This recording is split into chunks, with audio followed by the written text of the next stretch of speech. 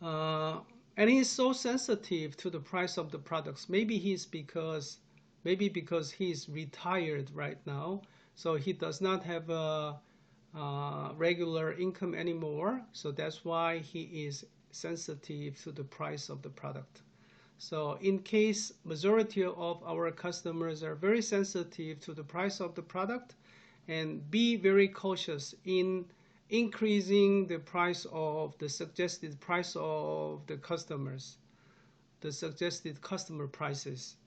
In that case, if we increase the price, and a lot of customers may leave from our company to go searching for low price products.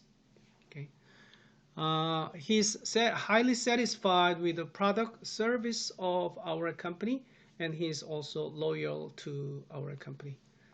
So the whole point of mentioning the detailed profile of our target customers is that try to be specific as possible. In that case, it's easier for you to develop your business strategies based on your data about the profile of the customers. And as I said, that the suppliers are also the customer of a company in a sense. Why? If the suppliers are not satisfied with the interaction or the transactions with our company, and they may not supply the products, raw materials to us at the critical point when we really need those raw materials. So we have to have a good relationship with our suppliers. So in order for us to have a good relationship, we have to know the profile of our suppliers as well. So the sales volume, net income, and market share of our supplier. If we know those sales, net income, and market share of our supplier, it's very helpful. And also in understanding the bargaining power between the supplier and our company. As I have mentioned in the industry analysis, understanding the bargaining power between the supplier and the company is critical in determining where the market is attractive or not.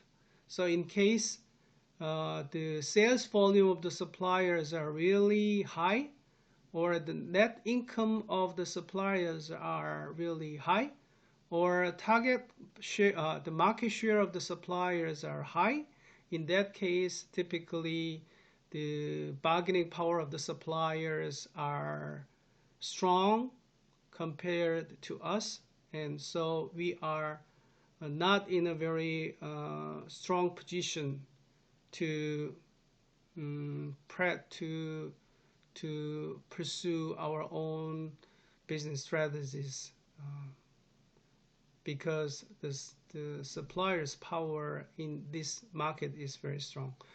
Also, in addition to the sales, net income, and market share, it's better for us to know the history of transaction period with us, whether we have a good relationship and a long history of the transaction, or the supplier is only newly introduced to us, and it's less than a short period of the time, short period of the transaction time with us. And it's also good to understand whether how many products or services the suppliers are providing to us.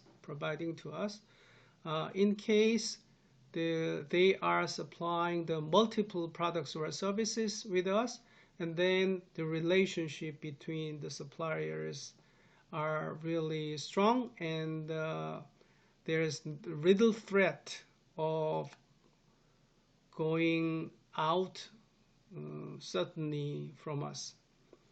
And it is also good to understand whether the products the suppliers are supplying is seasonal product or steady sellers. And it's good to know about average amount per transaction and also average total amount per year. If the suppliers are providing the raw materials or other products on a very steady basis, and then average total amount per year might be high. It's good to know whether the suppliers are supplying their products or services to our competitors as well, or they are supplying only to us. So in case the suppliers are providing their products or services to the competitor as well, and we have to be very cautious, and we can get some insights or the useful information from suppliers about the competitors. And it's good to know the reasons for supply, why the suppliers are supplying their products to us.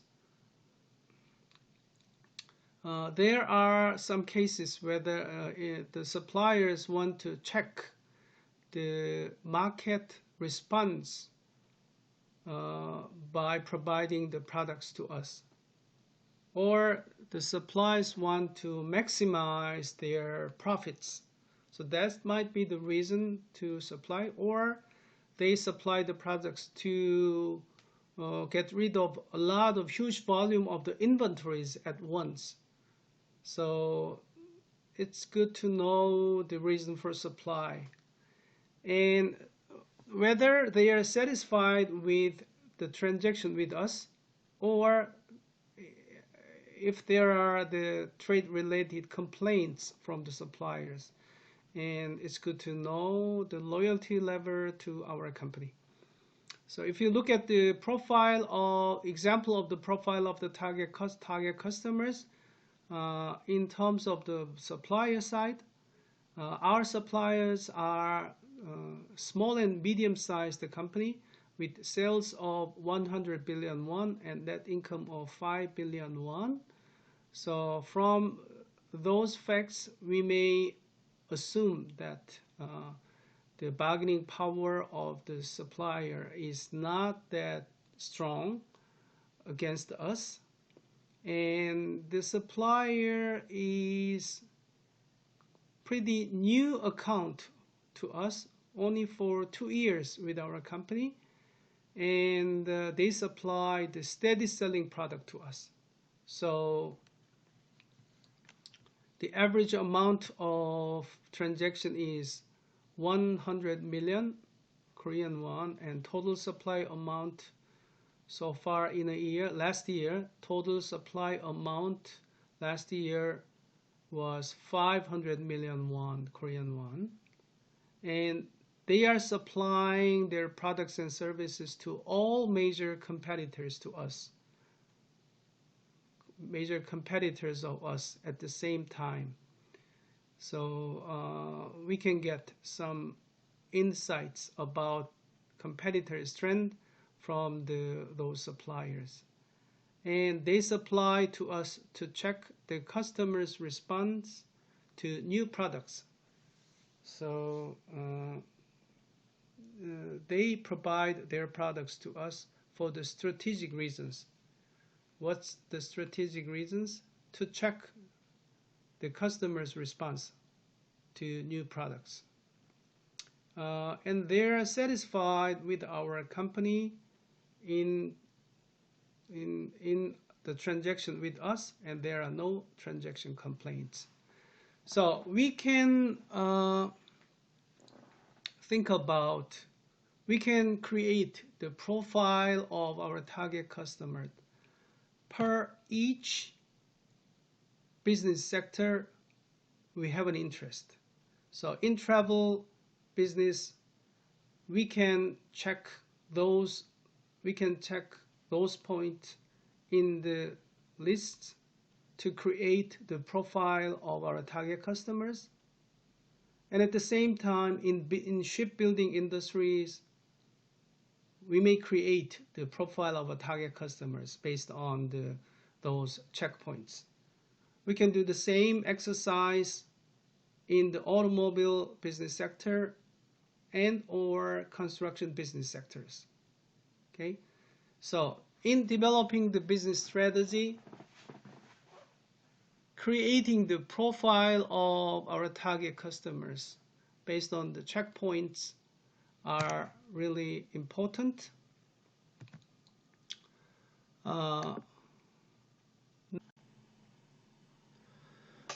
Once we create the profile of the customers, and then now we have to collect the customers' needs, and we have to collect the data about the customers' needs and wants. When I mentioned that it's better for us to collect the data about the purchase, reason for purchase, purchase satisfaction, and complaints, and also reason for supply and supply satisfaction and trade-related complaints. Those are something related to the customer's needs and wants. So, as I have emphasized in industry analysis and competitor analysis,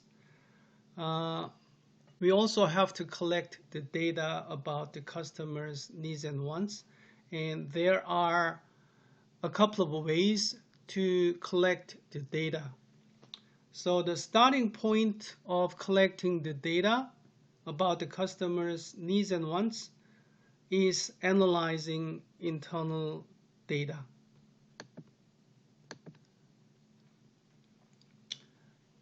In case you have done a couple of analysis before, there might be a lot of internal data for customers' needs and wants.